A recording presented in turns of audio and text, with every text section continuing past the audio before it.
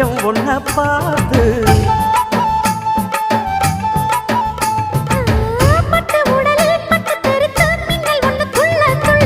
வெக்கம் துடிக்க விளக்கணைக்க ஜன்னல் கண்ணை மூடிக்கொள்ள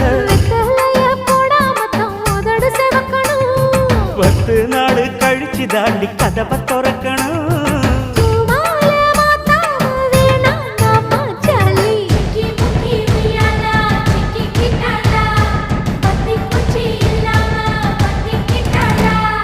மச்சாங்கிட்ட முந்தானைய தந்து வப்பாளா